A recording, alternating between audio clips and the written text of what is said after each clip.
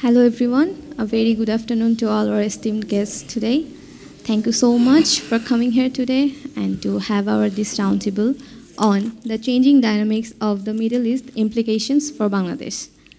Now, I would like to request Mr. A.N.M. Muniruzzaman, President of BIPSS, and Mr. Zafar Sobhan, Editor of the Dhaka Tribune, to give their welcome remarks and to moderate the rest of the session. Thank you. Thank you, Sabah. Distinguished participants, ladies and gentlemen, Assalamu alaikum and a very good afternoon to all of you. It is my distinct pleasure to welcome you on behalf of Bangladesh Institute of Peace and Security Studies and our co-host, the Dhaka Tribune, to this afternoon's roundtable on the changing dynamics of the Middle East and the implications for Bangladesh. This is our series of roundtables and discussions that we hold every month on key strategic issues and events. And today we are looking at a very critical region of the world, the Middle East. The Middle East had inherited a power structure and a geographical identity from its colonial masters that sowed the seed of discontent, instability, and conflict. Leaving behind questionable borders, dissatisfies ethnic minorities, which ultimately fuel state and non-state actors to challenge the existing state and territorial sovereignty. More recently, we saw a large segment of the Arab youth who were dissatisfied with the status quo, which led to the Arab Spring, and the ongoing turmoil and instability in the region continues. The region is sensitive and important to all of us for a number of issues and points, from geostrategic viewpoint, geoeconomic viewpoints, issues of geoenergy, issues of geoethnicity, and these are all critical issues also important to Bangladesh. But what is more important today is that a number of challenges face the region, which makes it even more critically unstable at times. We are witnessing perhaps the last phase of the Syrian civil war, which is completely changing the power dynamics not only in Syria, but also in the region. We are seeing the ongoing humanitarian crisis and a conflict in Yemen. We are certainly watching and very observant of the issues of the Palestine, which is also very close to our heart in Bangladesh. The international community has consistently failed the rights and aspirations of the Palestinian people, and that is a critical issue we must address. The occupation of Palestine land must end. We are also witnessing the current role of Iran in the region and the prospect of reviving JCPOA. The ongoing instability in Lebanon and the possibility of spillover into the region and beyond is also a possibility. So therefore, we are also watching carefully on the possible flashpoints in the region, like the Straits of Hormuz or a possible preemptive strike on Iranian nuclear facilities. More recently, the role of Saudi Arabia in shaping the Middle Eastern politics, and in particular, very recent resetting of the US-Saudi Arabia relations, and the possibility of MBS rising again as a power broker, is a question to address. We are seeing Israel-UAE relations developing rapidly, so therefore we must watch carefully the future of the Abraham Accords in the region. On the geoeconomic front, which our good Professor Abbasi will address to you, there are a number of issues that need to be addressed, particularly the worrying factor of energy transition in the region and how that might affect not only of energy transition, but economic transition with its possible pitfalls and fallouts. The current China's entry into the Middle Eastern politics and into the energy politics of the region is a factor to watch. Climate change certainly is a major challenge to the region, so therefore issues of water security will determine much of the future of the region, and we should also be watching the next COP27 in Sharm el-Sheikh in Egypt carefully. So there is a large number of issues to be addressed, and we have a very distinguished panel today. Unfortunately, one of our panel members, Mr. Shamsher Chowdhury, the former Foreign Secretary, has fallen sick with COVID-19 and is unable to attend. But nevertheless, we have two distinguished speakers who will be amply covering all the issues that I briefly mentioned. With that introduction, I will now hand over to Professor Lailufar Yasmin, a professor of international relations at Dhaka University, a well-known author and a writer, and a distinguished Ayah specialist in Bangladesh. So, Dr. Yasmin, you have the floor. Thank you, sir, for this very generous introduction. But when it comes to Middle East, I know like it is a trap waiting for any of us trying to make any comment. I actually initially specialized on Middle East back when I was a student of Masters, and then realized that at the end of the day, people would like to learn from you about your own region, not any other region. So then I moved back to South Asia. But then, as sir mentioned at the beginning, that Middle East is connected with Bangladesh's existence, Bangladesh's development, and Bangladesh's politics because of unique demographic and other characteristics that we cannot turn a deaf eye when we are talking about Middle East, turn a deaf eye to the issues, the challenges that are happening in the Middle East. Not only is because we need to ensure our energy security, but also because of the socio-cultural and religious affinity that we have with the region of, with different countries of Middle East. So here, first, what do we understand by Middle East? This is a question that often, even when back in 90s when I studied, we failed to define what is Middle East, because Middle East itself, we think it is a very it's a unified region. It is not.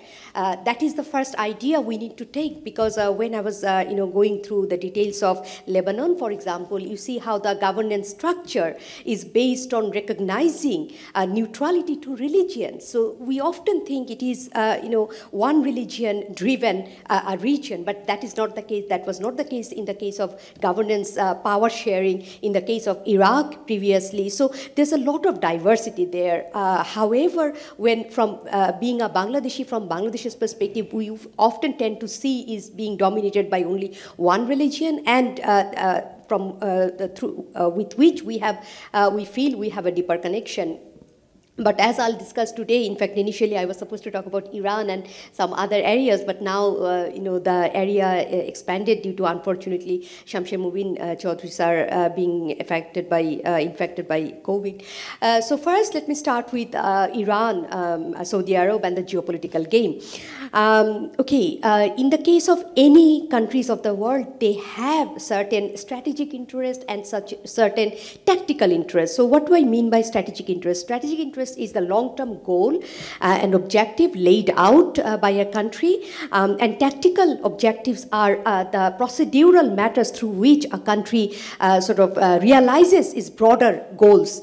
So in the case of any other countries of the world, whether we are talking about Saudi Arabia, whether we are talking about UAE or Iran, primary strategic objective is to ensure sovereign and territorial integrity. So that is the primary objective. So whenever we are talking about any countries of the world, we must have to take into account that it is based on that particular perspective. What I think my security interest, the way I think that my survival would be ensured, that is the best way for me to pursue my foreign policy in relation to other countries. So in the case of Iran, we can see that it has first and foremost strategic objective of maintaining its sovereignty, territorial integrity, which comes from an extremely realist aspiration. But often, in the case of Iran, as I'll come later, that Iran's foreign policy is not only guided by realist assumption of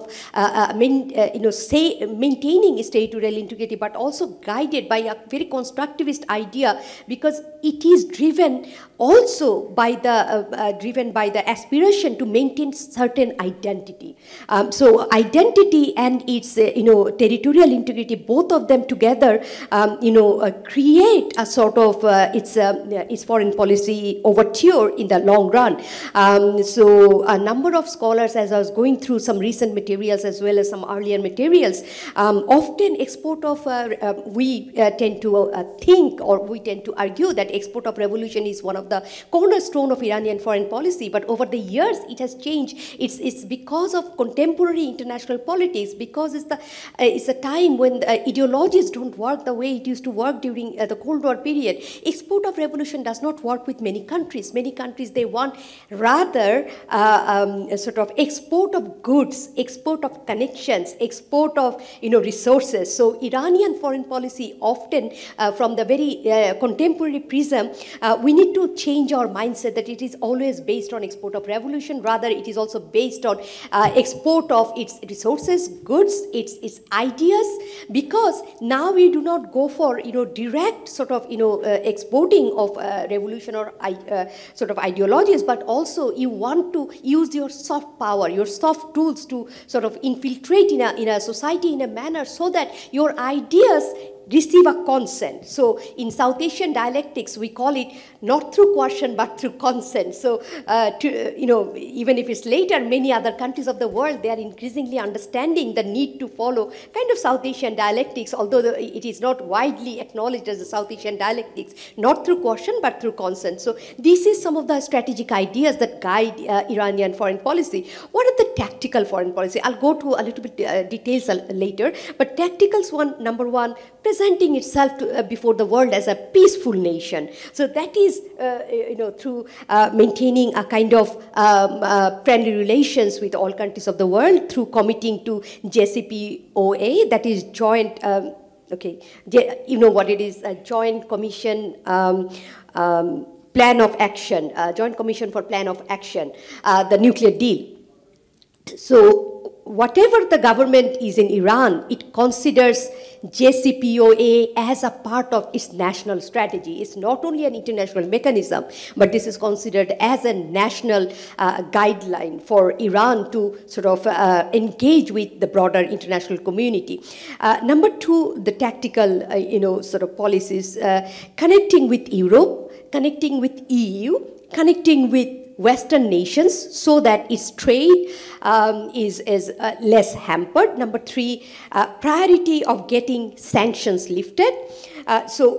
And number four, connecting with the rest of the world. So here we can see that a number of ways that current regime is trying to do that while previous governments' policies were influenced by liberalism, we can see Raisi's government, the current government, its policies is rather guided by a mixture, a blend of realism and pragmatism from very coming from IR background, so from a very IR sort of background. So, for example, a number of arguments made by the current regime is that we will not tie the Iranian people's interest to the nuclear deal only, but we will tie people's interest in a larger context. So this has been some of the statements made by Iranian government over time and again. So at the same time, Iranian government has been quite skeptical, especially after American withdrawal from the JCPOA, because it shows that how there can be lack of consistency in American foreign policy, which I'll discuss a little later in relation to EU-America relations. So therefore, West, as we have seen, is often seen through the prism of American leadership.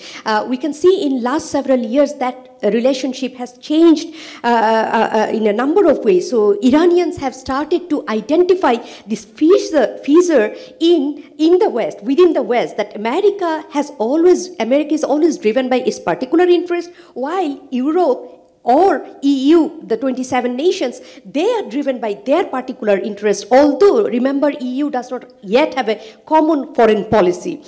So therefore, they are interested to pursue this particular area, and they are interested to sort of ensure their entry to the West via European Union rather than relying solely on America. And then one of the other areas is that we are, often when we are talking about Middle East or any part of the world, we are forgetting this is 21st century, 2022, and 21st century is largely called as Easternization of the world. So everything, we call it trade, we call it arms race, we call it the bigger power play. It is coming to Asia, or it is Asia-centric. So here we can see Iran in its tactical sort of policies have made identified two other issues. Number one, pivot to Asia. So it's not only something that Obama administration started, but Iranians are seriously considering that there is a world outside of the West. So therefore, we need to look into, so they have formulated their pivot to Asia policy as well as a resistance economy, an economy that can survive in the face of, sanctions. For example, there is another very interesting statement by former Foreign Minister, Mr. Zafar, Zarif, that Iran consider that it has a PhD in the area of sanction busting. So it is interesting how the metaphor is used in the case of how to create a resistance economy. So we can see that when Iran is talking about pivot to Asia, as I mentioned, that it does not consider the West as the only getaway for its entry or access to international politics, and therefore its pivot to Asia policy is seriously based on connection with South Asia, connection with China. So here you can see that how it is cooperating in the military sector, in the energy sector, in the resource exchanges with China. So last year, they signed a 25-year cooperation agreement, which is aimed at strengthening economic and political relations. Then there were 3 joint drills among three countries, China, Russia, and Iran, last of which took place in 2019. So often, scholars have argued, if you look at the articles published in early 2022, scholars at one side, they have called it an illusionary atat, a myth of friendly relations among these 3 countries, Russia, China, and Iran. Often, on the other hand, scholars have argued, no, there is something in it. And especially with the Ukraine issue, we need to seriously look at how Iran is sort of connecting with China, Iran is connecting with Russia, and how the geopolitical scenarios and calculation might change. So in this pivot to Asia, Iran is also thinking about Asianization of Asia, that is, Asian countries should focus on developing their relationship and deepening their relationship amongst each other instead of looking for trade and businesses with the Western countries, because Western countries' foreign policy, according to a number of Iranian scholars, that they have not been consistent, especially in the 21st century. So once again, we go back to that era of the Cold War when there was a semblance of a sort of a peace, which we call cold peace, and therefore countries were able to see who belongs to which bloc, but it is no longer there. And the fissure in international order also shows that we need a responsible power to which countries can go in times of crisis, but that is not happening, and therefore some countries in Asian continent, they are thinking, no, it's time for us to create a sort of a third force where we can look after ourselves. So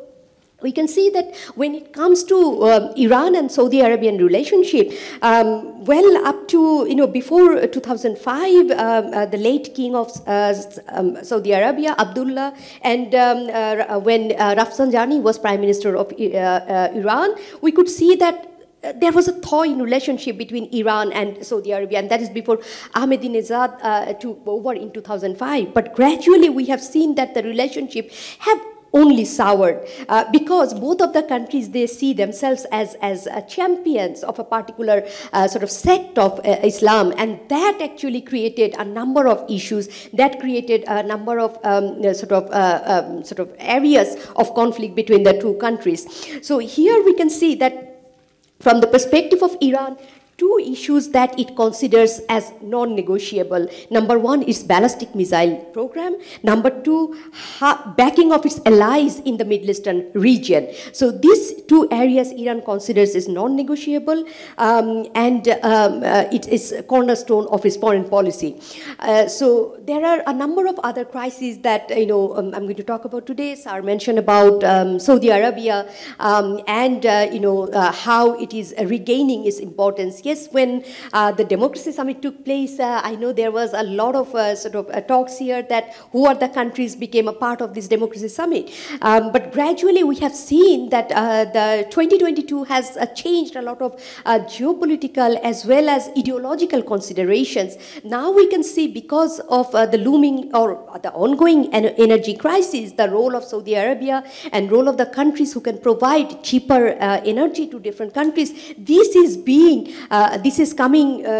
very significant for a number of countries. Therefore, it is only logical that Saudi Arabia will regain, as we have seen in 1970 during the 1974 Arab-Israeli war. After that, we have seen cars were just lying around, and now we can see, thanks to Facebook, thanks to people making memes, we can see how people are actually going back to those eras, and they are taking advantage of their either making a dog cart or making a horse cart in America, and they are saying that, okay, we don't have this is an era of not COVID, but car price COVID, energy prices COVID. So we can see that how these things are going on. So it is only natural. For Bangladesh, we have to be really careful, because we know that, often when we talk about IR, we forget that there is an economic aspect of it. So in Bangladesh, we have only 2 oil refineries so far.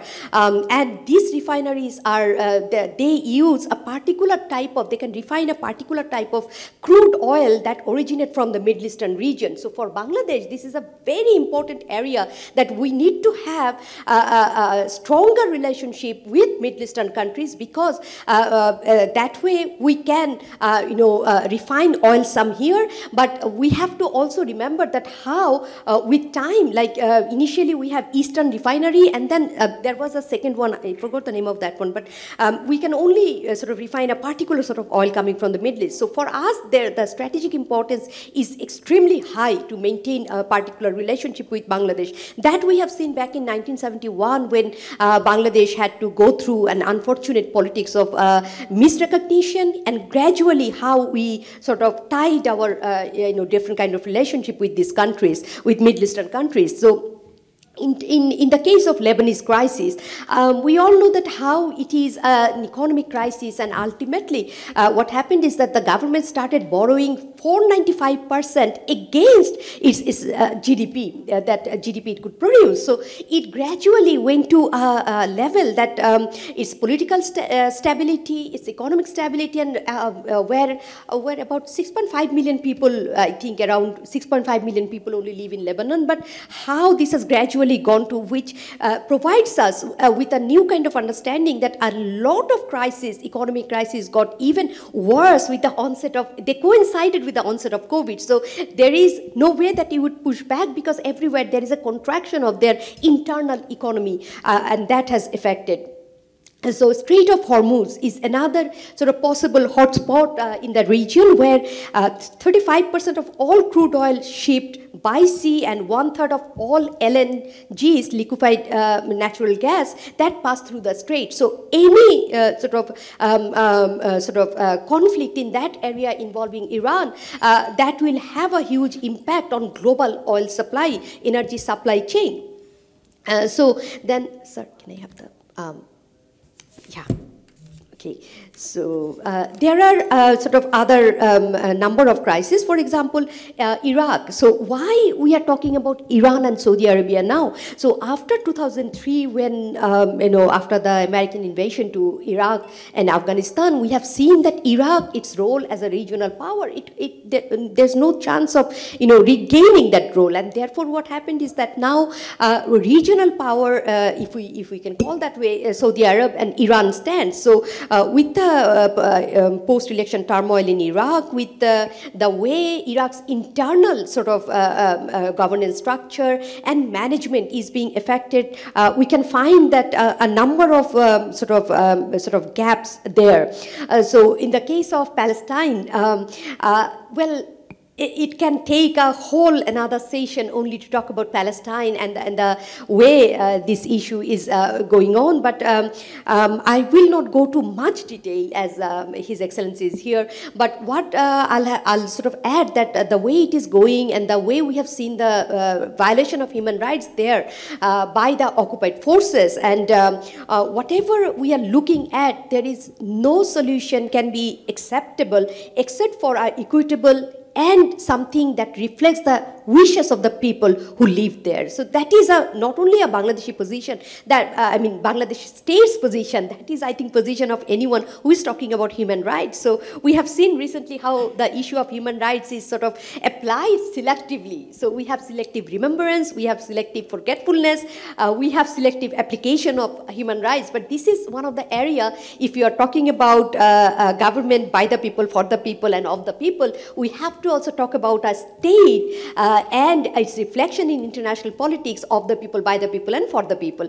But there, one other thing we need to remember, that often we talk about what is the role of the international community, and this is, I think, I also mentioned in a number of other programs, that my first year students especially, they often ask me, Madam, where is the map of international community? Because when it comes to this particular issues, often we say there is no international community. I know one of the members of international community is here. So we see now there's an issue-based formulation of international community, but the overall, the way we have seen, although there are many critics of Cold War, but during the Cold War period, we have at least seen a semblance of paying attention to issues. But this is something we are missing. So peace in the international order is something we need to address when we are talking about Middle Eastern issues. So I think it's time that I'll be happy to answer any question that you have, but because I was not supposed to address a number of issues, so I'm not going into details of those. Thank you. Thank you, Lailufar. You give us a broad picture of the crisis issues that engulf the region. But it is also important for us to understand that it is also a very sensitive area geoeconomically. It is not only geoeconomics, it is geoenergy that makes the Middle East extremely important to the rest of the world, and particularly to Bangladesh, which is completely energy import dependent. It is also Bangladesh that is also heavily dependent on our migrant workers who work in the Middle East. The numbers would be 6.5 to 7 million. So therefore, it's a primary source of Bangladesh's foreign exchange earning. So the economic issues of the Middle East are extremely sensitive and important not only to the rest of the world, but also in particular to Bangladesh. So therefore, our next speaker is Assistant Professor Parvez Karim Abbasi from the Department of Economics of East West University, who is a very well-known geoeconomic specialist. Of late, he's also a very well-known face in the Bangladeshi television screens. So therefore, we should be happy to hear him and get his assessment and explanation of some of the critical issues that I mentioned at the beginning. It's always a difficult act after Professor Lailufar, but I will endeavor as a layman to try to come up with some explanation on Middle East and how it affects Bangladesh. So let me give you a quick outline of how this discussion hopefully is going to proceed. First of all, there will be an introduction on Middle East, things that we know but we may not know of. Number two is, how is the Middle East coping with post-fossil fuel transition strategy? Number three, we'll be looking into the economic impact of Ukraine-Russia conflict. And number four, we'll be looking into the geopolitics of Middle East and the involvement of the great powers, namely United States of America, Russia, and increasingly China, and how the regional powers such as Saudi Arabia, Iran, Israel, or Turkey are playing or influencing the fabric of Middle East. Last but not the least, we'll be looking into how Middle East affects Bangladesh. So these are the broad 5 areas, rather ambitious, and I've already used up 1 minute. Now, the term Middle East itself is a contradiction. Why? Because it is one of the oldest civilization spots in the world. Whether you talk about the Tigris-Euphrates basin, starting from the Sumerian civilization, whereby modern idea of a city-state or modern governance or how we keep time, anything and everything that influences how the modern world thinks about itself, governs itself, comes from the Middle East. That's number one. Number two, it is the birthplace of 4 of the oldest monotheistic religions that are still extant. Number 1, Judaism. Number 2, Zoroastrianism, which is still there. Number 3, Christianity. And number 4, Islam. So, in terms of coming up with revolutionary ideas that influences people from all around the world, the Middle East is a fertile hotbed of new ideas. So it's a crucible of new ideas. Yet, this is the tragedy of Middle East, because the term Middle East itself is a Western innovation. In fact, it was coined by an American admiral, which is Alfred Thayer Mahan. And again, he coined the term Middle East because he wanted to project, again, America's naval power vis-a-vis Middle East. And the modern Middle East map that we see is also an outcome of imperial colonial design, namely the Sykes-Picot Agreement. So it's in itself a contradiction, an ancient civilization which is now defined by Western constructs. And herein lies the dichotomy. Now let me give you a few salient points about Middle East, just to make the points sink in. It is home to 5.2% of the world's global population. Yet it contains 55% of the world's oil reserves and nearly 28% of the world's gas reserves. So you can already see... Just for a small intervention, would you include Iran and Turkey in the Middle East? For the time being, we are right now, when we are talking about Middle East, we'll be basically including also Turkey and Iran, as we are going to go over here, or else the discussion will not be complete. And also NA, also North Africa too, Middle East and North Africa, it will be used interchangeably, but that's a very reasonable interjection. So coming back to this, it contains only 5% of the world's population, yet controls over 50% of the world's petroleum reserves, and 28%, nearly 28% of the world's gas reserves. So you realize that, again, why the Middle East continues to remain relevant, especially so after the Russian-Ukrainian conflict, which has had a massive impact on global fossil fuel supply. Along with this, it is also home to some of the highest income inequalities in the region, whereby only 10% of the population, the top 10% of the population enjoys 61% of the regional wealth. So this is the highest income disparity in the entire world. So you can already see the fault lines that are coming over here. In terms of the youth demographics, as referred to by General Munir, if you talk about the 15 to 29-year age demographics, 33.3% of the population are within that age group. And if you consider the 0 to 15 age group, so if you consider from, say, 0 to 29 years age, it's about 2/3 of the population count of Middle East and North Africa. And we are, of course, including, in this case, Turkey and Iran. Now, in terms of previous generations, the standard of living has improved, life expectancy has improved, and also educational status has also improved. Along with this, you have digital penetration. Now, in terms of digital penetration, countries like Qatar, countries like Bahrain, countries like Oman have 100% smartphone penetration. And in terms of YouTube videos, the second most YouTube videos that are created and watched are in the Middle East. So you can already realize that the digital platform is a very important conduit in terms of spreading ideas or in terms of spreading political agitation. And in fact, the Arab Spring of 2010-11 shows us that the digital platform, the digital media comes very important in terms of coming up with propaganda or in terms of mobilizing people against state or regional entities. So again, along with this, so why have I said all of those things in the introduction? Because this is a volatile mix. And when we have a question on our mind whether an Arab Spring 2 can take place, all the ingredients are there if the governments are not careful and if there are no bigger exogenous shocks. Now, going now to the fossil fuel transition. So that takes care of the introduction, whereby you know now the importance of the Middle East.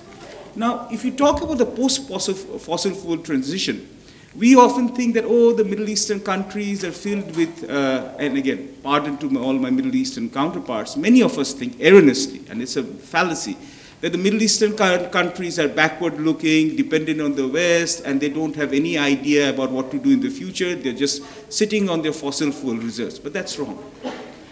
Countries such as UAE, Qatar, Kuwait, Saudi Arabia, Bahrain, Oman, to large degree have been preparing for a post-fossil fuel world. Because if you take the report of McKinsey, for example, by 2030, the demand for fossil fuel will plateau, and at least 50% of our electricity generation will be coming from renewable energy. So as a result, many of these Middle Eastern countries have invested significant amount of time and resources and money in order to go for a post-fossil fuel world. This will become very important when we're talking about the Russia-Ukraine conflict. Now, if you look at this, for example, UAE, it has taken a 360-degree comprehensive reform from agriculture to bankruptcy laws to basically make it more resilient in the 21st century when it's not relying on its oil resources. If you talk about Saudi Arabia, it is envisaged building the world's largest carbon capture and storage facility, which it is going to basically use as oil for feed fuel for basically firing up aluminum and petrochemical products. Similarly for Qatar, similarly for Oman. I'll not go into the various projects that are done because that will take up a lot of time, but that means ambitious programs and projects are underway. But along with this comes the pain of liberalization. Because let's say if you take it in case of countries such as Saudi Arabia, Mohammed bin Salman has been unpopular for various reasons, but one thing that he did was institute income tax, unheard of in Saudi Arabia before, value-added tax, and utility bills in Saudi Arabia. And also, he is trying to reform the pension system and also trying to raise this level of skilled workforce in Middle East to cope with the demands for 21st century. Similarly, you see the case in other Middle Eastern countries which are moving away from fossil fuel dependence. Now so see, what we had was that the Middle Eastern countries were moving in one direction, and they were almost trying to be, and one of the reasons why we see in the West, or especially in the United States of America, there was growing wariness to be entangled in the Middle Eastern never-ceasing conflicts. Why? Because the idea was fossil fuel was becoming less relevant. China was stepping into a big way. India was stepping into a big way. And in fact, China has become Middle East's biggest trading partner. Russia has become a net security provider for the region because of its intervention in Syria or because of, again, alleged Russian involvement in Libya. So again, the idea is that Russia is also looked forward to or looked towards to by many of the Arab countries where you don't have that Cold War mindset that the US is our friend and the Soviet Union is our enemy. So Russia has become also very important over there. But all of a sudden, lo and behold, now you have the Ukraine-Russian conflict, and that has caused massive supply chain disruptions. And as a result, now what we see that the people who were considered pariahs once upon a time, like Mohammed bin Salman or Mohammed bin Zayed, now the US administration led by President Biden is quoting them. And in fact, I believe he's due in the region very soon. So how does that change the geopolitics of the Middle East? And what is the compulsion of the West? Because the West is also moving away from fossil fuel dependence. So if we look into this, one of the reasons why you see over here that the Nord Stream 2, the lifeline to Europe, that has been basically scrapped. So, and because Europe depends on diesel fuel, and the US depends on gasoline. So right now, Russia is rerouting many of its targeted or gas supply, which was meant for the European market, to China and India. So as a result, what happens is there is a reliance on Saudi Arabia and UAE as the swing producers to supply more oil. But easier said than done, because right now what has happened is due to COVID, there has been a gradual decline in demand, because if you have social shutdown, if you have a lockdown, people aren't using your cars that often to go to offices, people are not flying that much, so there has been a gradual drawdown in investment and storage capacity of oil and gas. So the Middle Eastern countries, the OPEC countries were doing this. And right now in Saudi Arabia, it's summertime. So during summertime, you require extra amount of fossil for electricity generation. So even if the US government wants to have Saudi Arabia and for that matter UAE to raise up or ramp up oil production, there will not be significant dent. The OPEC countries can supply around 2 million barrels a day to cover the shortfall. But if this, let's say the figure crosses 2 million barrels a day, then global fuel disruption will be there. That is another problem. Along with this, if we go into the other impact of this, is what happens in terms of the food security and the macroeconomic stability in Middle East because of the fuel disruption or because of the Ukraine-Russia war. And this is where the threat of Arab Spring 2 comes in. Why? Because let me put the data correctly. Russia and Ukraine together produces at least 33 to 34% of the world's entire wheat production. So to my Russian friends, there's no getting away from Ukraine. Both of you are labeled together. Along with this, a significant proportion of the world's corn or the world's sunflower oil comes from the Russian and Ukrainian region in together. And majority of those products are exported to Middle East. For example, in case of Egypt, I believe at least 80% of your wheat import comes from Russia and Ukraine. Same is the case for Tunisia, same is the case for Lebanon. Along with this, there is also another problem. Now, this disruption that takes place, now the Middle Eastern countries, now they're seeing is a massive rise in inflation. In 2021, inflation rate stood at 14.2%. So you say, what's the problem? Now, what has been historically seen is political discontent and inflation are positively correlated, as was during the Arab Spring. Price of bread consumption is a key ingredient whether the populace keeps faith with the government or not. And price of wheat is coming in. Now, Gulf states are coming in with a huge amount of loans, money, and they can bail out, but how much they can basically save the Middle Eastern countries such as Libya or Tunisia or Algeria or Morocco or for that matter Lebanon, which is heavily indebted, now that remains to be seen.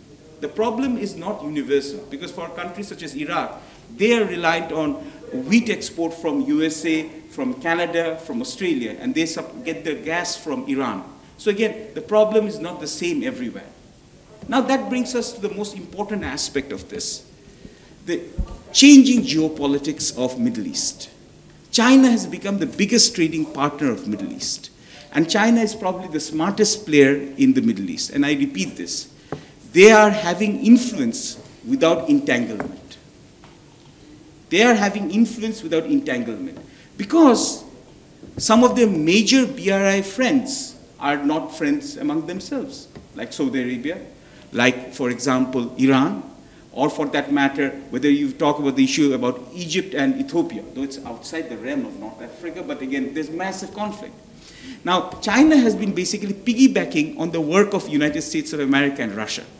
So there's a 2-4-1 power structure in the Middle East. Now we come into the geopolitics. The big two, the United States of America, which has created the edifice or sustained the edifice of Middle East, the present Middle East. And number 2 is Russia. Then comes the invisible one, that is China, which is now becoming, through BRI, a major player in Middle East. But it is a status quo power. It wants stability. It wants its supply routes not to be disrupted. It wants its import of oil and gas not to be disrupted. It wants the Strait of Hormuz to be without any kind of disruption. Now, along with this, you have the regional four. Saudi Arabia, Israel, UAE, Qatar. Well, UAE and Qatar we can lump in a smaller scale. And on the other side, you have Turkey and Iran. And there is also Egypt, but Egypt right now is dormant. Now, what we see over there, that even in recent times, there's conflict between Saudi Arabia and Turkey in terms of pushing different ideologies. Turkey was pushing the Ikhwan-e-Muslimin ideology, or the Muslim Brotherhood ideology, whereas Saudi Arabia and UAE were promoting a more Salafist ideology. But right now, because of change in circumstances after the Jamal Khashoggi assassination incident, Turkey and Saudi Arabia have drawn closer. Then there's the problem of the Sunni areas and the Shia crescent, because Iran is now, what would I say, an emerging power. Iran considers Middle East as its backyard from the days of Reza Shah Pahlavi II. So the Shia crescent, with Shia majority or significant Shia minority population present in places like Kuwait, Bahrain, Eastern Saudi Arabia, or for that matter in Lebanon or Iraq or Syria. Now this is the reason why Iran has been heavily involved, and its outreach to places such as Hezbollah or even Hamas is also well known. Israel, on the other hand, because of its conflict with the Palestinians, have been reaching out. And as unlikely as it seems, the UAE and Saudi Arabia have become major partners, silent partners with Israel. And despite what they protest, the Israelis really don't want to pursue peace with the Palestinians. Because if you look at the history of Israel, Israel operates well when it has a well-defined enemy.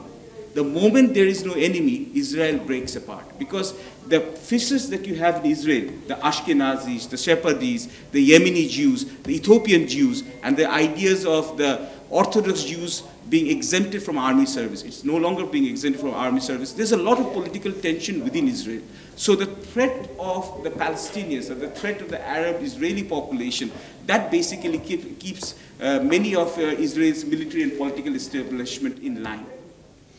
Now we come to the most important part, because we're talking about the Bangladeshi aspect. As General Munir had already touched upon, we have basically around 1.3 million expatriate population, Bangladeshi expatriate population. 18, and nearly and among this, at least we have 1.3 million, and 800,000 of those population that you have basically, or 60% of that population is in the Middle East. Let me get this right. So out of 1.2 crore population that is working outside, 60% is in the Middle East. Now, at least 2.5 million to 2.7 million alone is in the Saudi Arabia. We have officially 24 to 25 billion dollars of remittance annually. That means over $2 billion of remittance every month. 55 to 60% of our remittance alone comes from Middle East. So even in terms of remittance, we are tied to Saudi Arabia. 90% of our oil requirements are met by Middle Eastern oil imports, namely Saudi Arabia, namely UAE, namely Kuwait, and we are also exploring, again, gas linkages from Qatar and other places. But again, the network needs to be there, the LNG, liquefied natural gas.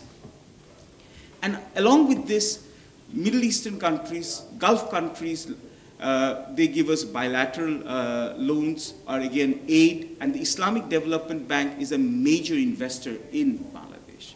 But in recent times, if you look at in the Middle East, the changing, increasing economic difficulty, rise of proxy war, Turkey's involvement in the Middle East, which has actually fueled greater conflict, because Turkey's overriding concern of the PKK or the Kurds in Syria and Iraq, especially in Syria, and also the Cold War that took place, that's taking place between Saudi Arabia, UAE, and Israel on one side, and Iran on the other side.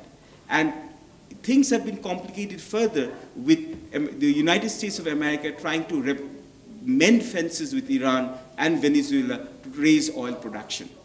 And again, the nuclear talks, which are about to be restarted, Israel is dead against it, as is Saudi Arabia. So there are many complications.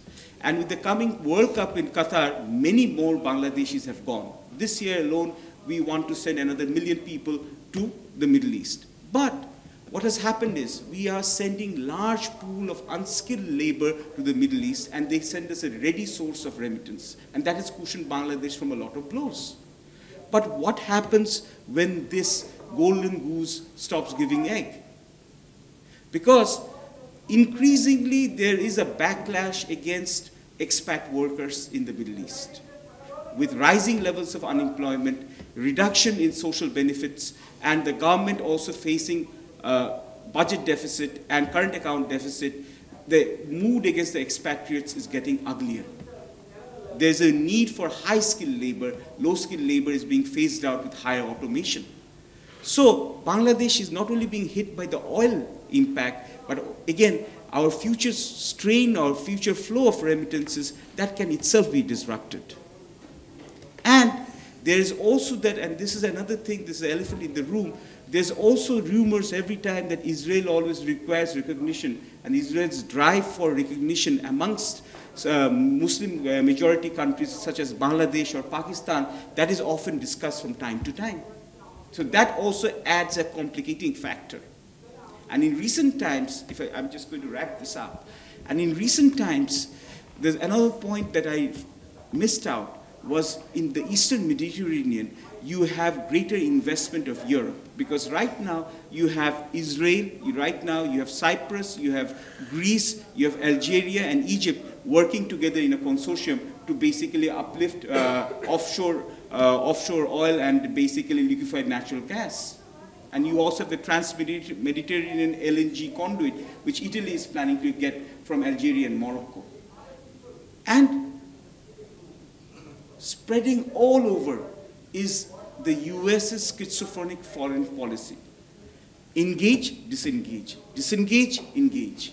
Contain security threats, leave them to the. And every time the United States gets a cold feet, the regional powers get even more emboldened, and they look towards countries such increasingly to China for greater reliance. But that remains a sobering thought. China's grand strategy of BRI investment in the Middle East will get also complicated. Because sooner or later, the allies that they have, the different partners that they have, will have conflicting objectives. And China will have to commit more resources and even more security forces on the ground as it requires safer shipping routes, or for that matter, safer energy routes.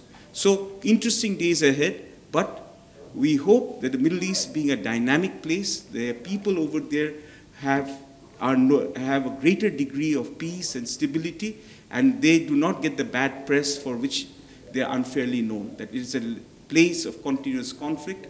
It's a wonderful place with wonderful people, and Bangladesh has deep spiritual, religious, and cultural affinities with the Middle East, and increasingly so economic and trading rights. Thank you.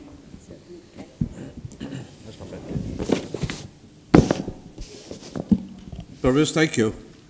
And you very rightly explained to us the changes in the power hierarchy and the power architecture of the region.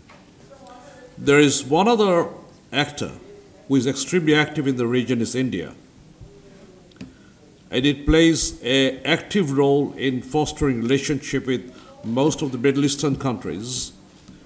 And as a matter of fact, in terms of remittance, India ranks #1 from the Middle East, except the fact that it is currently taking a backlash from the statements of the spokesperson of the BJP, and there was a huge backlash from the Middle Eastern countries. But I think there is an effort by India to reset the relationship with the current visit of the Indian Prime Minister to the region also. But the country to watch, as Parvez rightly pointed out, is China. China's entry into the region is very steady but definite. The other country that has made a strong foothold in the region by establishing military bases outside its country is Russia. It is alleged to have both an air base and a naval base in Syria.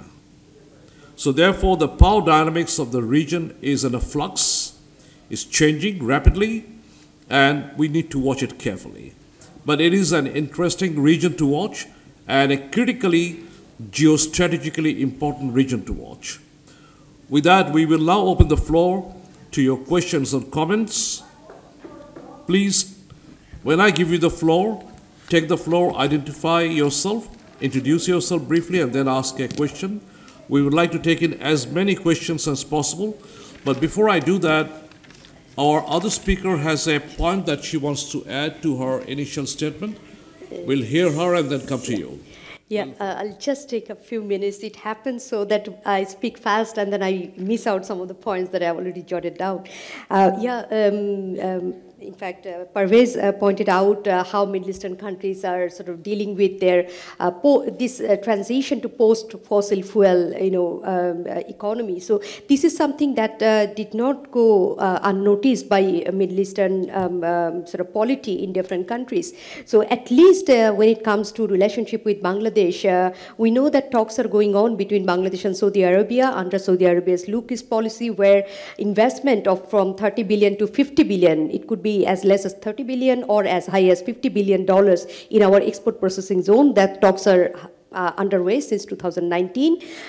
Talks of investment from Bahrain and UAE, these are going on, and diversifying trade. So one need to understand that how sort of Middle Eastern countries themselves, they are not depending on only oil export, but they are also diversifying their economic areas. And then again, another area, actually, I was sort of pointing out that very rightly pointed out that nature abhors vacuum. That is, there cannot be any vacuum if America withdraws from international politics, an area gradually being filled by Russia and China. So from 2017, China started not only to sort of diversify from its over-dependence on Middle East as such, Middle Eastern countries for energy dependence, but also it created relationship with 4 Caspian nation countries, so that, in the Chinese saying, there's a sort of, this is very popular, that China doesn't put all of its eggs in one basket, so that its over-dependence on Middle Eastern oil should not be an issue. So they started developing relations with other countries. And then also another area is that how China buys Iranian oil, something that, when Iran pointed out that it has a PhD in the area of sanction busting, that China does third country ship-to-ship, STS sort of purchasing of oil. So there are so many ways that, China is there with sort of for a long time to stay. So for Bangladesh, more importantly, that we need to tap these particular areas and particular understanding of a number of Middle Eastern countries who want to come to Asia, and this entire idea of Asianization of Asia is through cooperating with each other, and something that is recognized in a number of Middle Eastern countries. So it is not only the countries who are selling oil, but they can see how the future may look like in the short run. Thank you. Thank you, Professor. We will now go back to you. And the first question is from Ambassador Shamim. For Bangladesh. So I would focus more on the first part, which is changing dynamics of the Middle East, and then look at the region in the concept, in the context of conflict resolution. And here I would recognize a few issues / flashpoints, and these are Palestine, Iran, Yemen, Syria, Iraq, IS, and the Kurdish issue. And do you, any of the panelists, notice anything that would sort of encourage you to feel that things are really resolving as regards, because not many other regions have so many flashpoints in such close proximity. So do you see anything happening there that would possibly indicate some resolution, not eventual resolution? I mean, as regards Palestine, I don't see anything happening anytime soon. But as regards Iraq, this IS factor, Yemen, the recent development, but it's steadily expanding, and so many other surrogate actors there. Thank you. Thank you. Thank you, sir. First of all, thanks to BIPSS and Dhaka Tribune for organizing such a important seminar. Thanks to the panelists. Both of them are very good speakers and very favorite to me. I start from the back, the implication of Bangladesh to the changing scenario of Middle East. As it came out in the discussion that we have a lot of manpower in the Middle East countries, a very significant amount of foreign remittances coming from there. But really, is it enough that the relationship that we have with the Middle East countries? Because the Middle East situation is changing very rapidly on different issues. One is the Ukraine issue. Another is Saudi Arabia-Iran relationship, and sometimes the relationship between UAE and Israel. So many factors are there. But since our foreign policy is friendship to all and malice to none, so the whatever relationship is there in the Middle East countries, between the Middle East countries, that should not affect the relationship between Bangladesh and the Middle East countries. Sometimes we find that our people are facing quite adverse situation in the Middle East countries, especially in the airport, and some restrictions are coming quite occasionally. I personally think that it came up, India is also first, the most foreign remittance they are incoming, because they are sending all skilled manpower over there.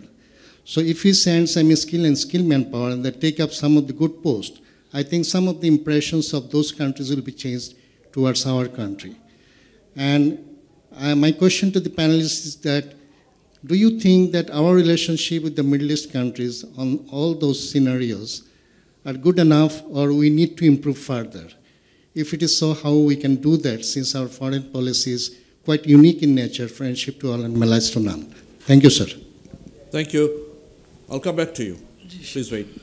Next question is from Nada, from the Department of International Relations, American University in Dubai. Thank you very much. So throughout the whole time, I was asking myself questions, but surprisingly, I had the answers to it. So I'd like to ask a rhetorical question, mostly about Palestine, if I may. So we all know what happened with Shireen Abu Akleh, may her soul rest in peace. What most of us might not know is what happened to Shireen Abu Akleh is what happens to every innocent Palestinian life every single day. Israel is the only, if I have to say, country in the world that goes against the international law. And they still get away with it. Whatever they do, I don't see anyone speaking up. And if I do, 2, 3 countries, not more. Now, we cannot blame the people, but let me not say who we should blame. As Mr. Parvez, you mentioned many amazing things. Thank you for that.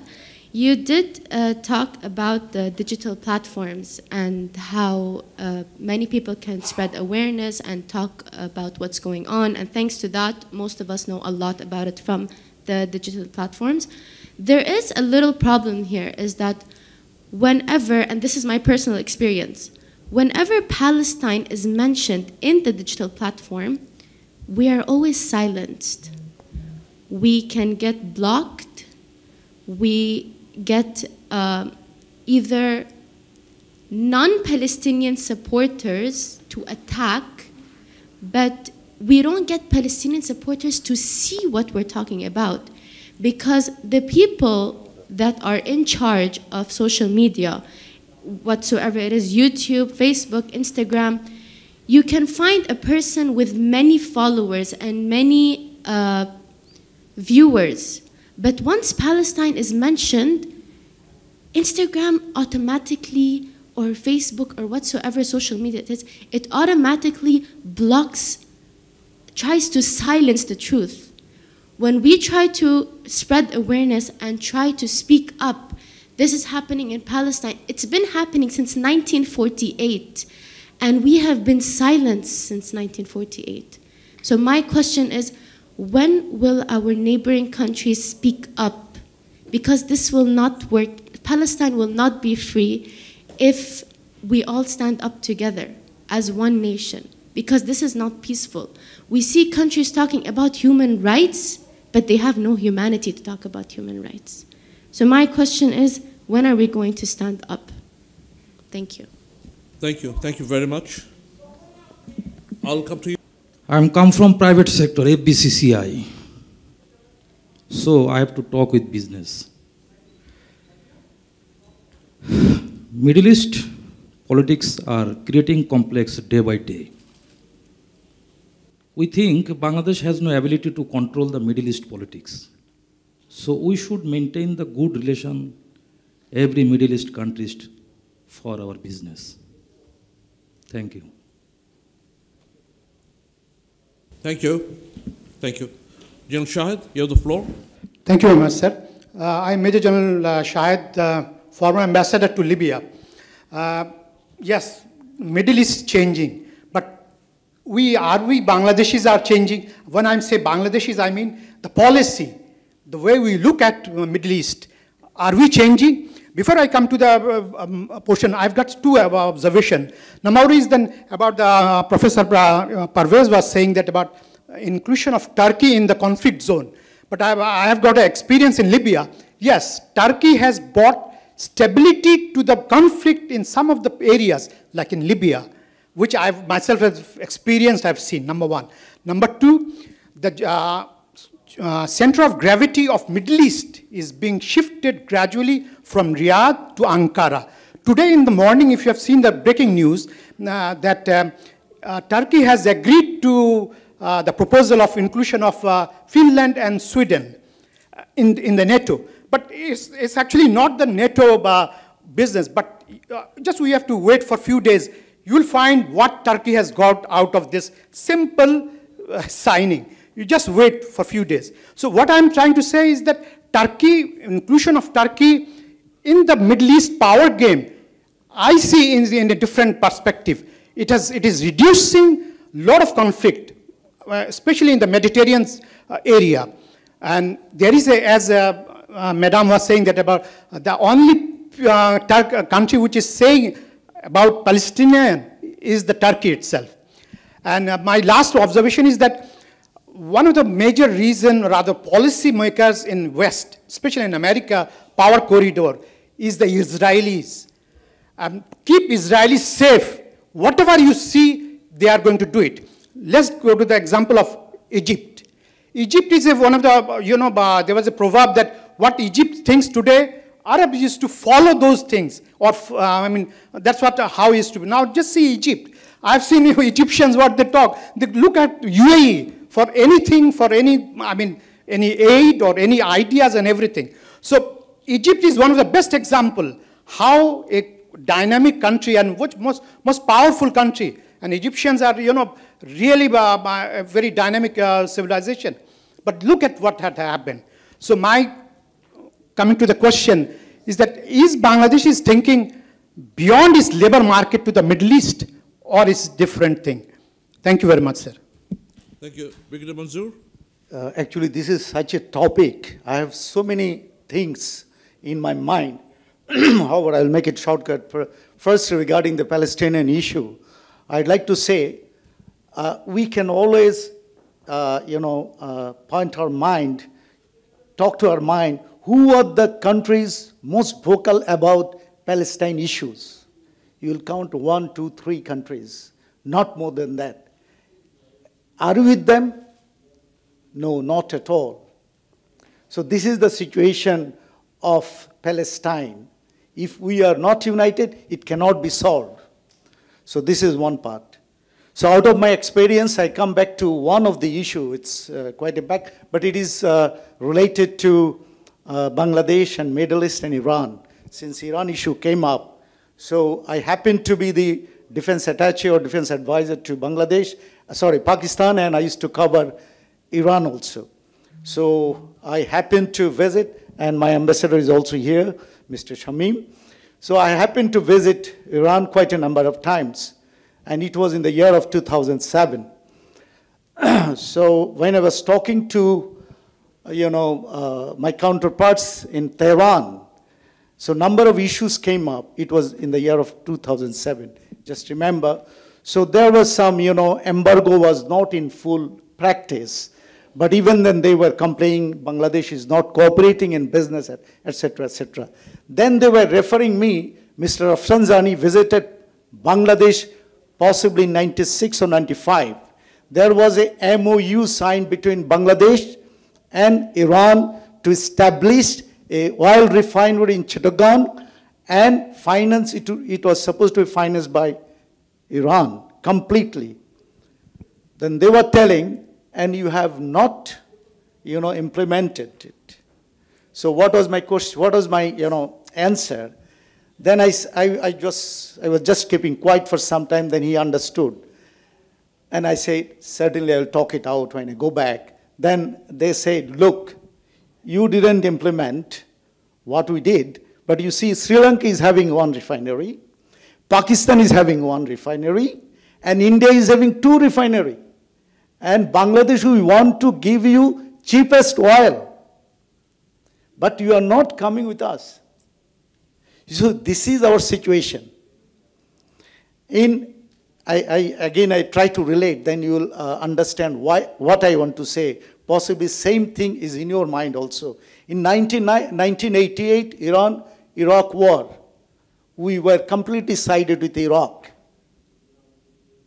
Okay, we are completely sided with Iraq, and ultimately Iraq was found. Iran's only one condition was there to go for ceasefire, that United Nations or world community to declare Iraq was the aggressor. And ultimately, it was found Iraq was the aggressor. Okay, but what was our position? So that's how world is revolving, and that's how we are. That's what my question to you all. Thank you very much. Thank you. I'm General Zahir, former Commandant of National Defense College. And it is such a complicated topic. But I need to make some statement and then some observations and then ask for some clarifications. The statement, my first statement, it is one of the regions which has been hijacked by outsiders, except for one country. It's Iran. The only Iran, nobody was able to hijack Iran as yet. But the whole region has been hijacked by US and the West.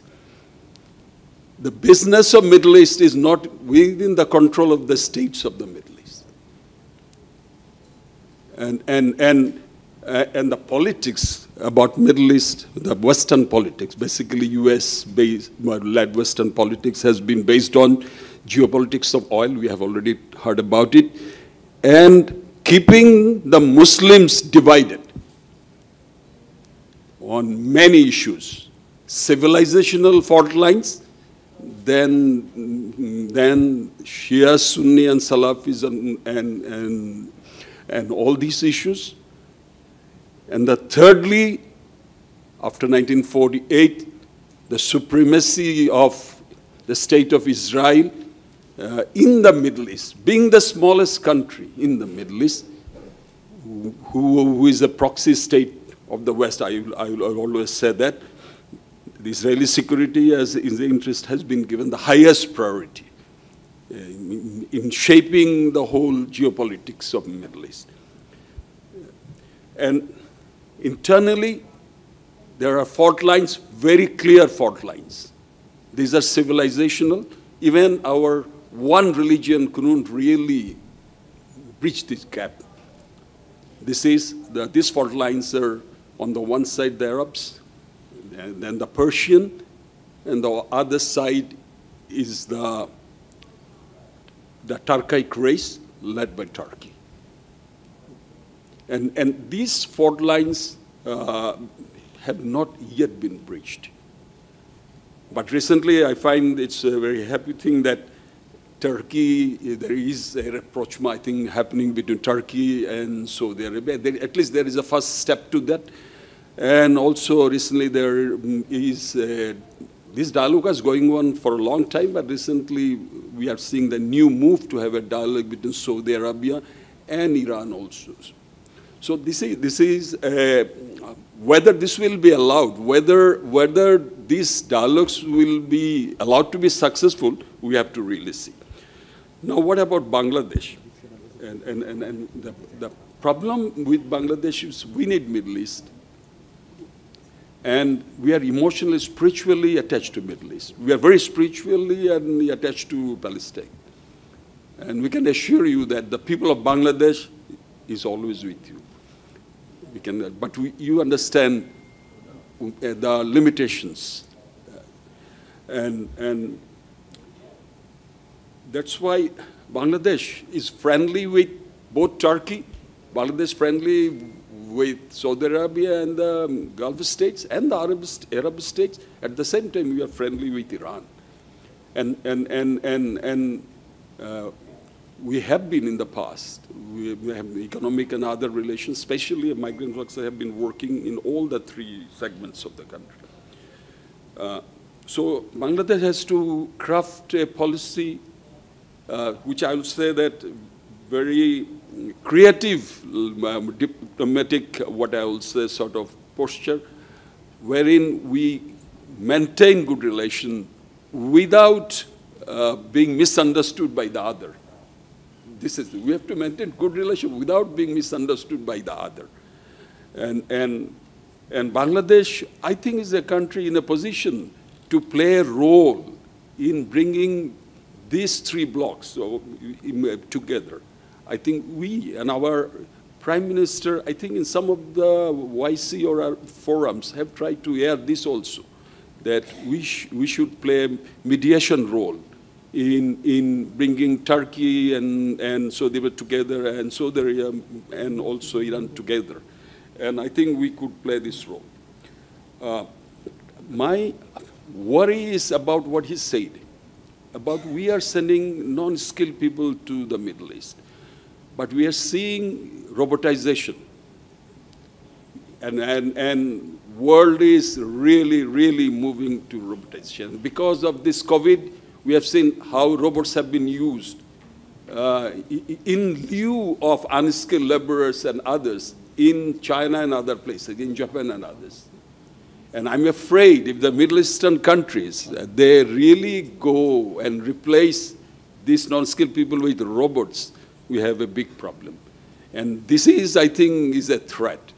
And I would ask both the panelists to comment about my observations. Can the Middle East ever come together? Will they be ever allowed to be one? And do you see any timeline where they could achieve this? Is there any sign? And what I said about Bangladesh. Thank you very much. Thank you. Tanveer from Department of International Relations, Dhaka University. You have the floor. Thank you. I'll try to be as brief as possible. I'm currently working as a lecturer of international relations at University of Dhaka, so he has already mentioned my name. Bangladesh's foreign policy, which you often term in terms of a moral position, right? The friendship with all malice to none. It does have a moral aspect to it.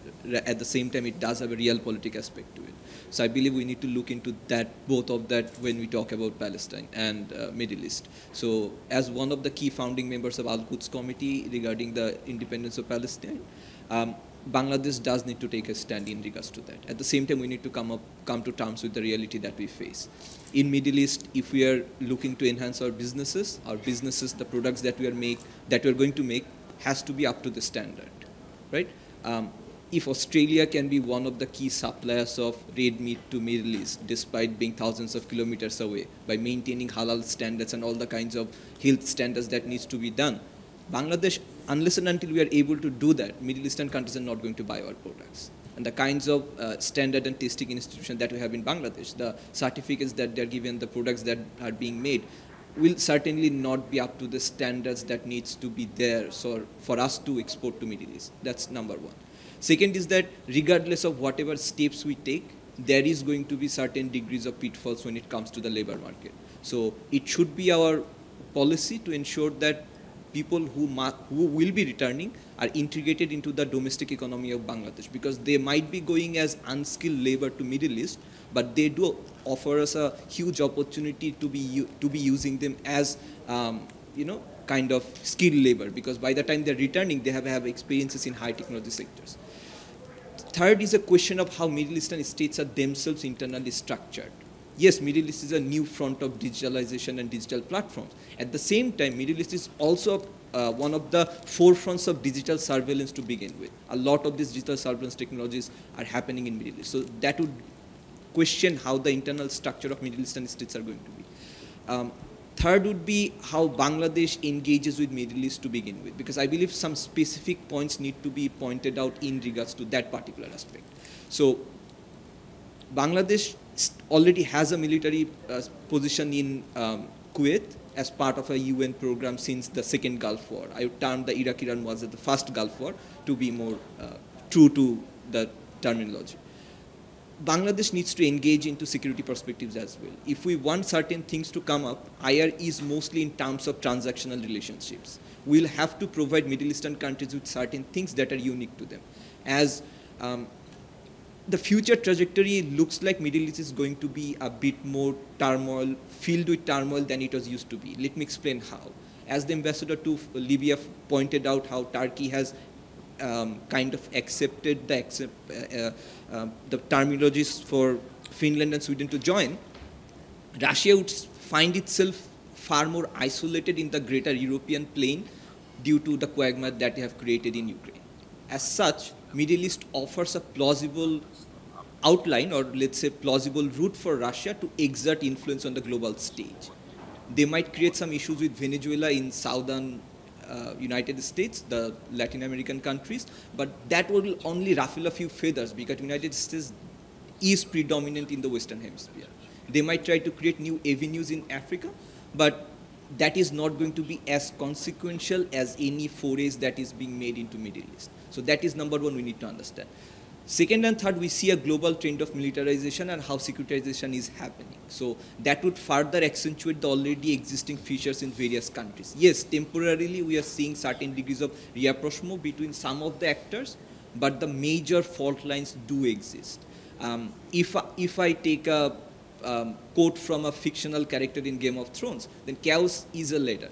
So Middle Eastern conflicts are going to stay because that allows avenues for both regional and extra-regional powers to exercise their influences. So Bangladesh needs to come to terms with all of these issues when we try to make our engagements there. We cannot be romantic in our approach to Middle East. At the same time, we cannot be too pragmatic. It has to be a mixture of both. Third and foremost is our relationships with Iran and with Middle East in broader terms. Our relationships with Iran is something that we need to look through how India has responded to that. We need to engage. India already has security relations with Oman.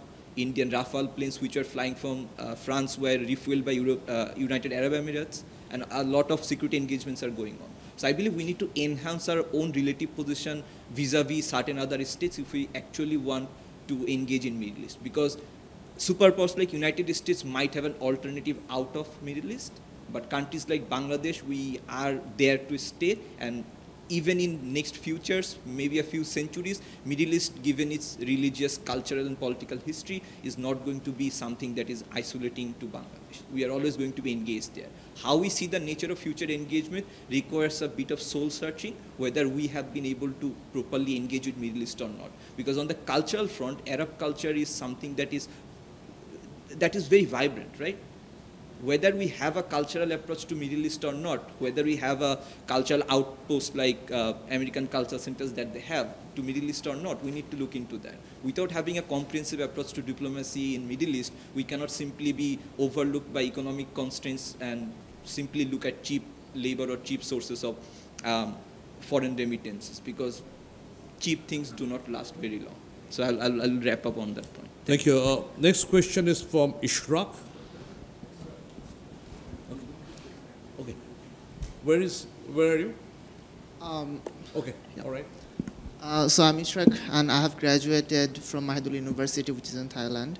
I will be attending SOAS this fall, and my interest intersects Islamophobia, decoloniality, which have a lot to do with Middle East and its politics.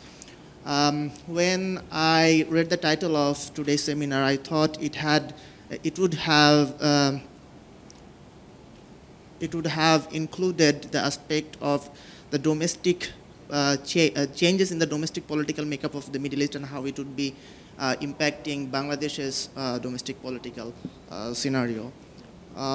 Political Islam or Islamism has been a constant feature of the Middle Eastern politics and the discussions around Middle East, but political Islam and Islamism has transformed tremendously since the Arab Spring, and many Middle Eastern countries have changed their policies vis-a-vis how they would engage with Islamist parties and movements.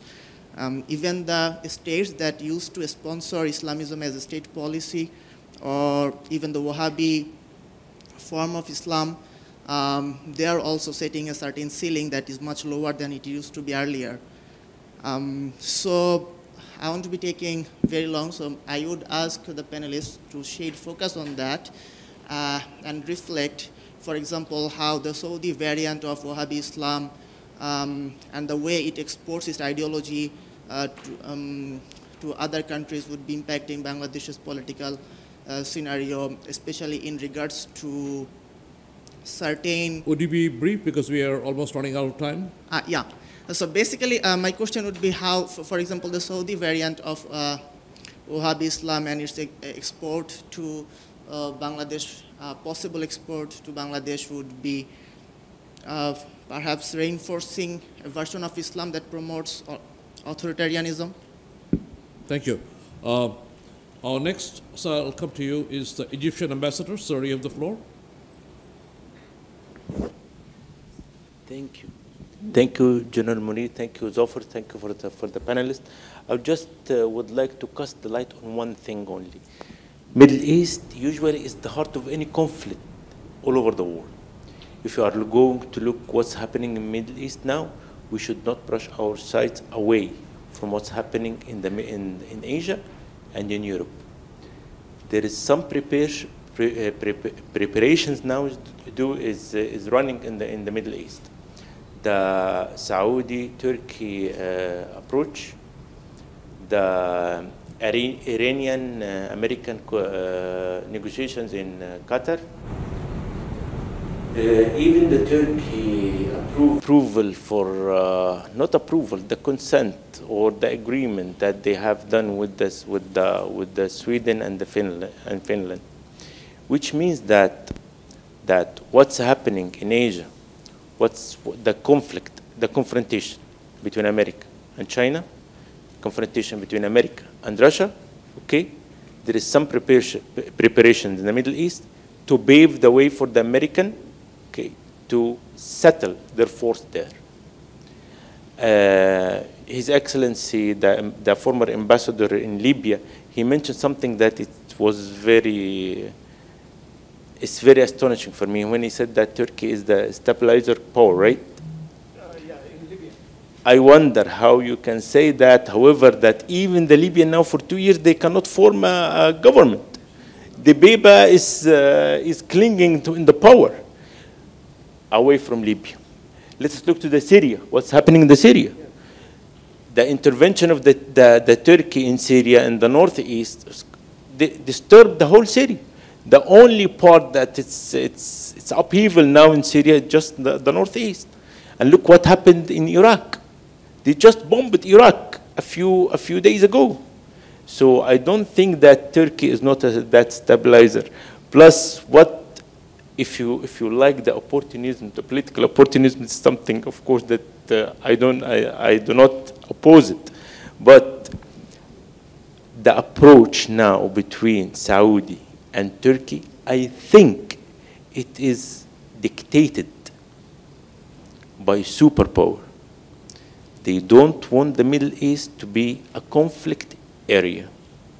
They want to arrange the stability of the Middle East to face the other powers that they want to face.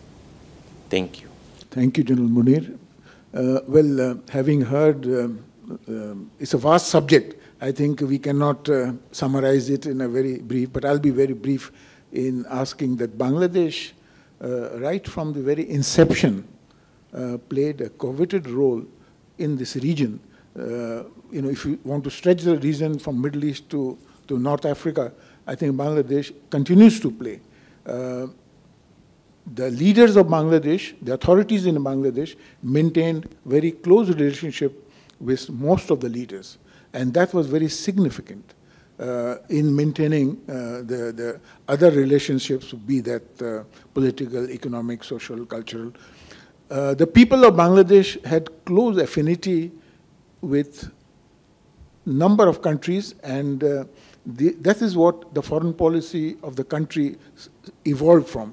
It is the hopes and aspirations of the people, what they want. That is how the foreign policy was developed. We see that people used to visit that part of the world as I don't want to go whether they went for employment, short term, how they were, not given the best of everything.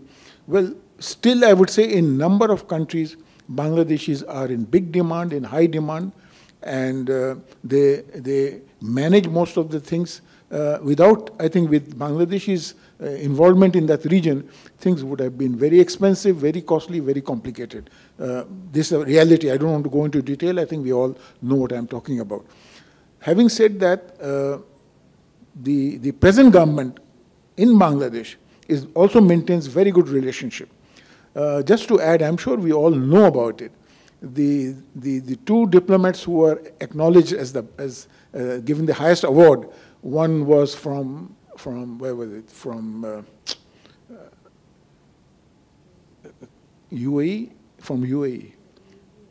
Yes, yes. And maritime, one of our colleagues in the maritime affairs, he also got this recognition. Now, we have seen that our government in the past, I think maybe we have overlooked. We were approached both by Iran and Iraq to come forward, as it was discussed over here, whether Bangladesh could mediate between the two countries, Iran and Iraq, and come to an understanding. And we did go into it, but I think we couldn't accomplish it. That was another matter.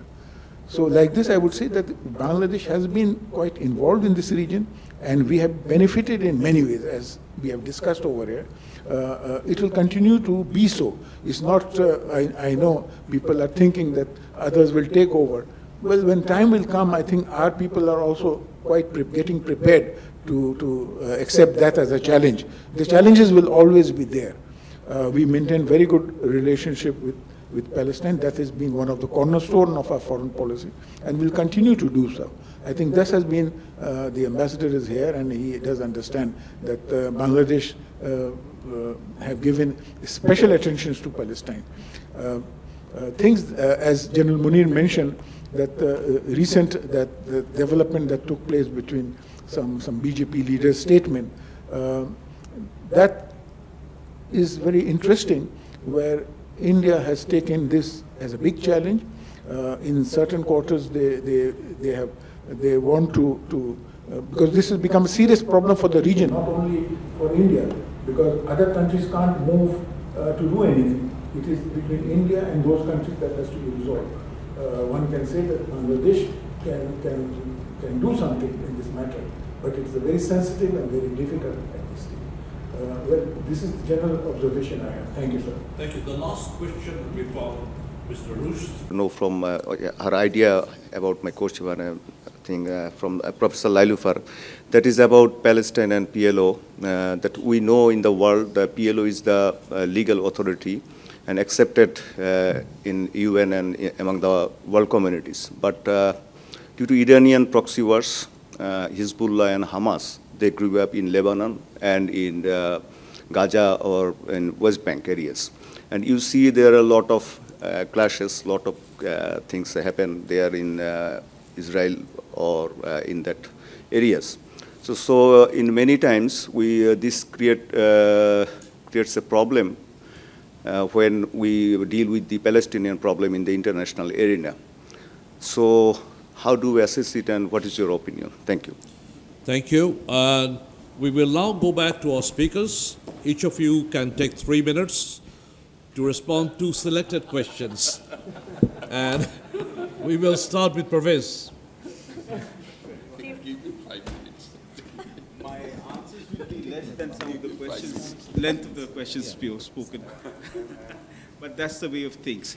Again, I'm not the one to come up with a definitive opinion, but again, each and every one over here, you have extensive experience, and I can only give you my perspective. It's not definitive.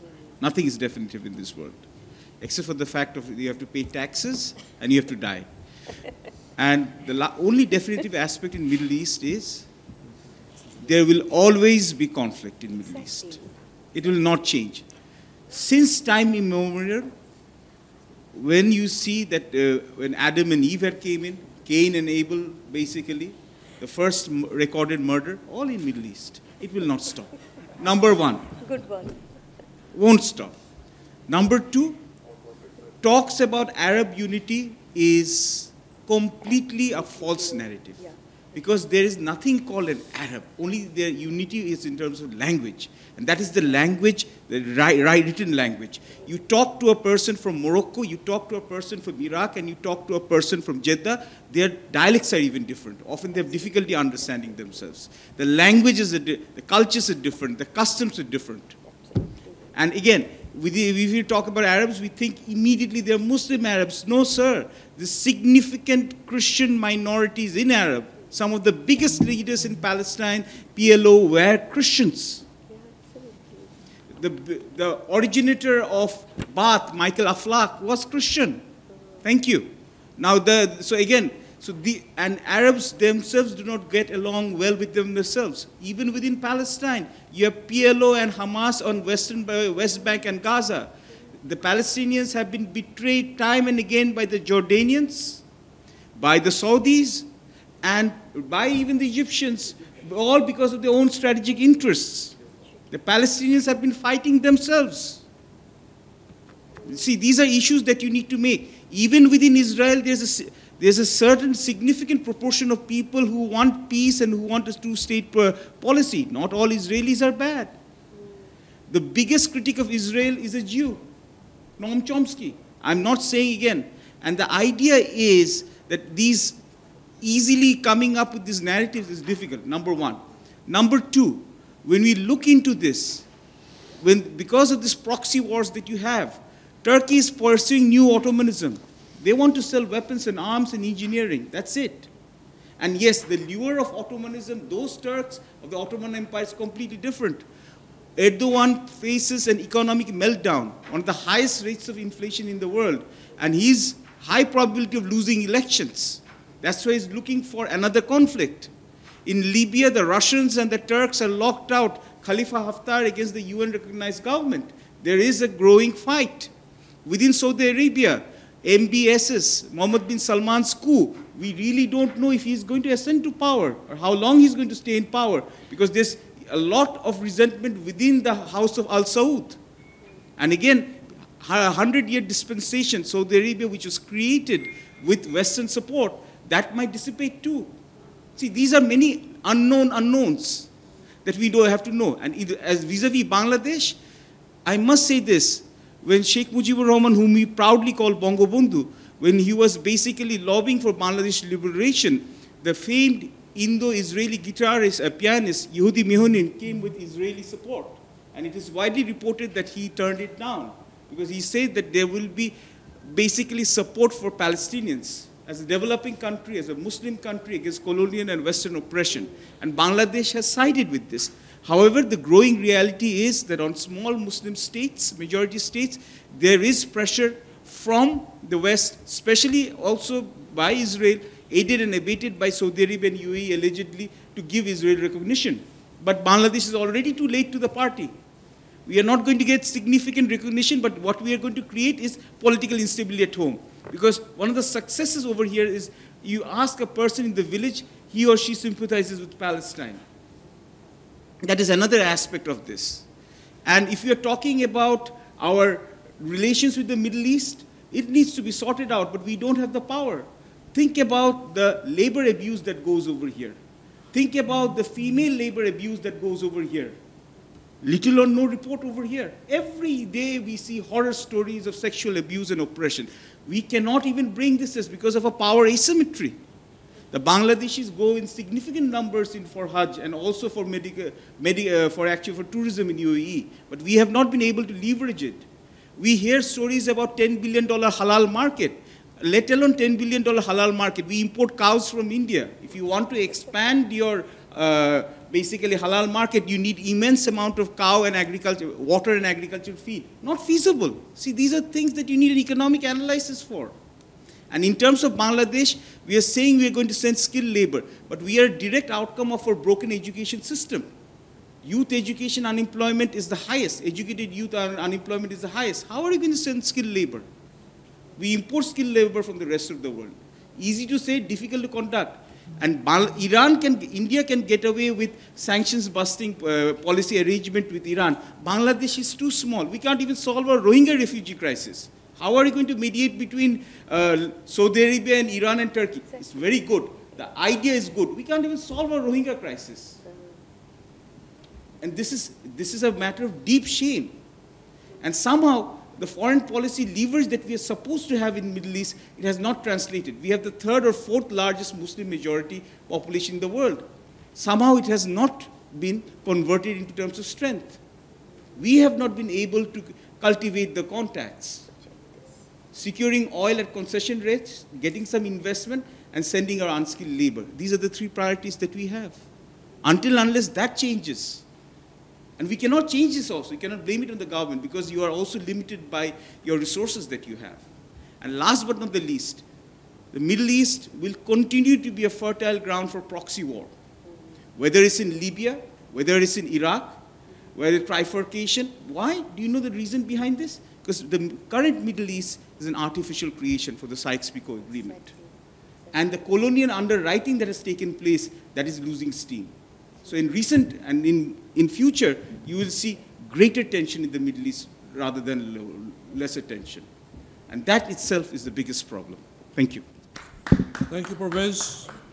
Okay, Lailufar, you have the last say. Yeah, Parvez took away most of my points that I jotted down here because, first of all, I agree with Parvez 100% that Middle East will remain as a focal point of proxy wars, focal point of conflicts, because as he started his talk by saying Middle East itself is a construct, is a very Western construct, and not only that, how the state system, Europe went through 300, 400 years of experimentation about political sovereignty and how to create this. This is not something set in the stone. This is not like something that was given by God, but this was a human creation. But for Asia, Africa, Latin America, this part of the world, we had to simply copy the system and sort of adopt the system. And there we can see how state system demands a kind of unification under one flag to make ourselves to call one nation.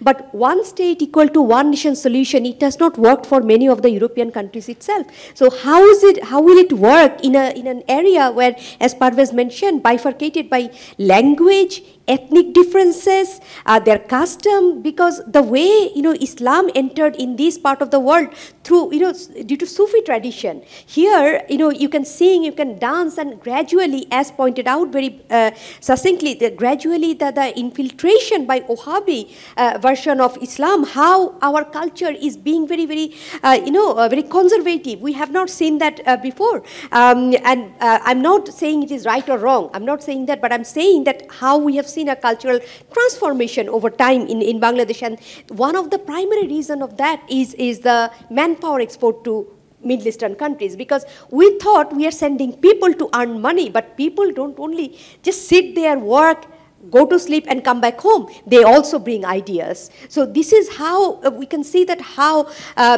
this has a long-term impact in our state-society relationship, in our cultural relationship, in our urban, creating a huge difference between our urban and rural people, and gradually being, coming to our urban centers. And coming to Palestine, as you can see the mood here, each and every Bangladeshi, you talk to them in private capacity, they will 100% support on the Palestinian cause, because after 1971, what we went through as a nation, we understand also the plight of other people. And if you remember, in 2014, there was a very famous article published in The Guardian, written by an Israeli, saying that why I want to burn my Israeli passport, because of the comment that Ayelet Shaked, then defense minister of Israel, said. You can search it in Google and you will find it's very interesting that we often, once again I'm going to say this out loud, and many men here are going to be happy, that we often think that women are very peaceful, but Ayelet Shaked, being a mother of two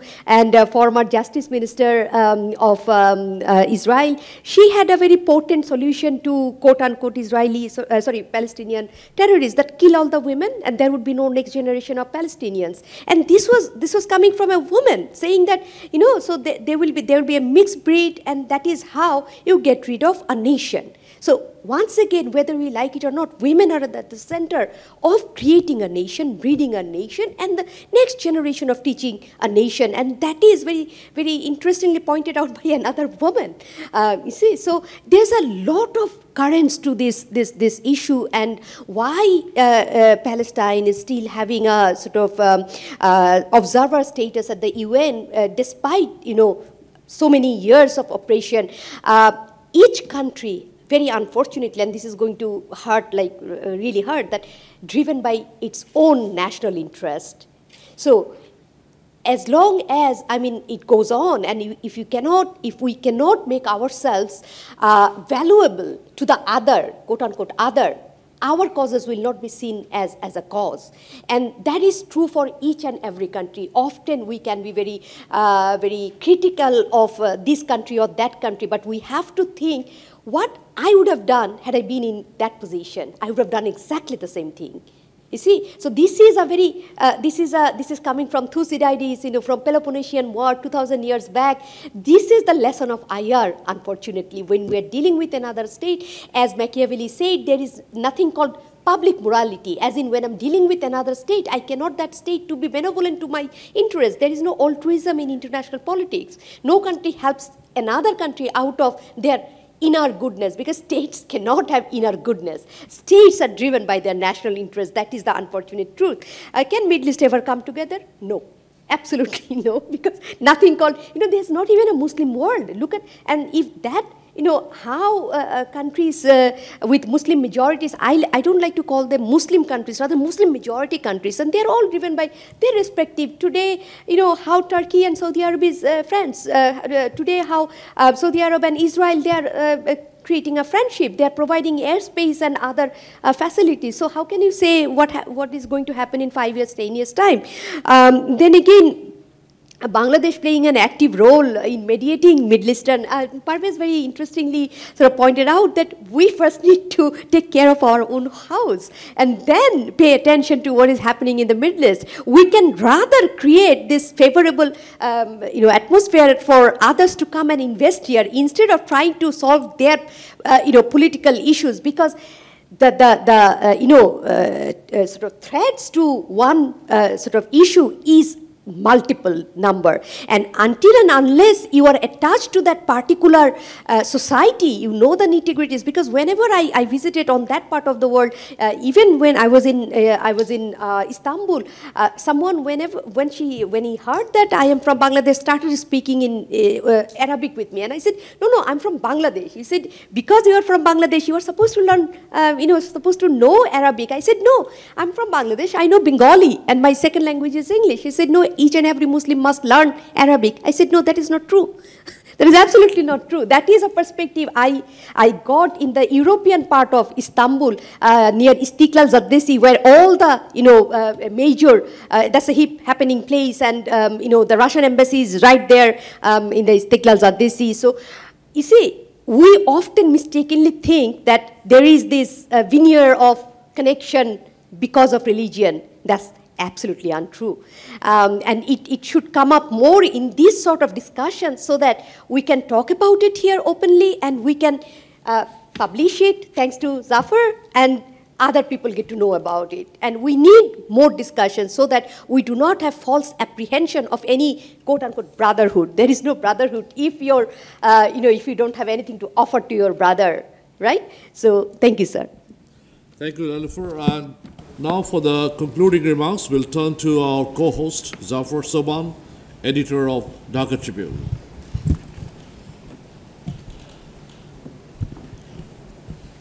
Thank you very much, General Munir.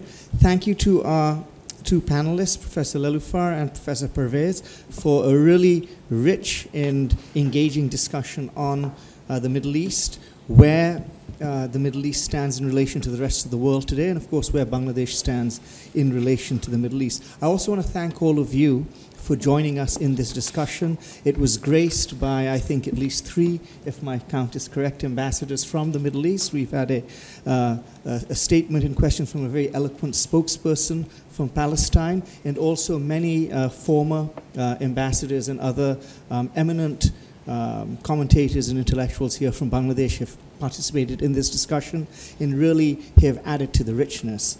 I just would like to say in conclusion that for the first, sort of 30 or 40 years of my life, it seemed that the Middle East was really the very center of the world. It was the center of global affairs and everything in terms of, if you talked about sort of proxy wars vis-a-vis the Cold War, and everything seemed to center around the Middle East. And that's changed a little, I think, in the last decade or so, where we're seeing the center of gravity in terms of geopolitics and geostrategy perhaps moving a little east to Asia, away from the Middle East. And of course, now we're seeing flashpoints come up in Europe itself, which is something which is very recent.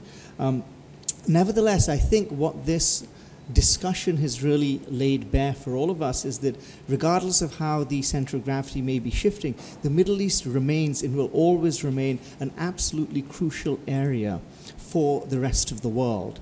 Because, I think Parvez was the one who'd mentioned that even though it's 5% of the world's population, there's 55% of the world's petroleum reserves, 28% of the world's gas reserves, and that alone is going to continue to guarantee and ensure that the centrality of this region in global, in the global imagination and in how all of us respond to it. And I think specifically for Bangladesh, we are inextricably tied and linked to the Arab world, and many of the other speakers here have spoken eloquently to that point. We have, of course, cultural, spiritual, historical ties to the area, and of course, the ties much more practical beyond that. I think, again, using the numbers given to us by Parvez in his very excellent presentation, 90% of our oil resources are imported from the Middle East. And did you say it was 70% of the remittances? Something like that? Something to 60 to 70% of our remittances, and we really underestimate the impact of the of remittances to the Bangladesh economy. In many ways, it's far more impactful than any other one sector, even the much vaunted garment sector. If you actually look at the total amount of money coming in compared to the amount of money which comes in, the net amount of money which is brought in by the garment industry. And of course, the numbers 6, 7, maybe 8 million Bangladeshis in the Middle East. And as this is something which Professor Lailufar alluded to in her final comment, it's not just the 6, 7, 8 million who are there, it's also the impact of those who have been there and have come back. And I don't know that we have any specific numbers or too much scholarship on that, but I do think it's a question worth asking. How has the decades-long relationship of Bangladeshis working in the Middle East as migrant workers and then coming back, how has that actually impacted the polity and the society of Bangladesh? How do these people vote? How do they raise their families? What values, what attitudes have they brought back? Have they really changed things on the ground beyond just making the areas in which they come from more wealthy and providing money and other resources? And I think these are really important questions for us to ask ourselves. So ultimately, what I would say is that what happens in the Middle East, and the Middle East is 5% only of the world's population, but as has been made very clear, it punches well above its weight, and I think come what may, it will continue to punch well above its weight. What happens in the Middle East is central and crucial to the world, and it is especially central and crucial to us here in Bangladesh. Thank you very much. Well, thank you, Zafar. And before we conclude, it'll be most appropriate if you join me in giving a big thanks and a big hand to our panel speakers. Well, once again, thank you for being with us this afternoon for a very stimulating discussion on a very, very key and important issue. And before we leave, please join us for a cup of coffee or tea outside. Thank you. Thank you. Thank you.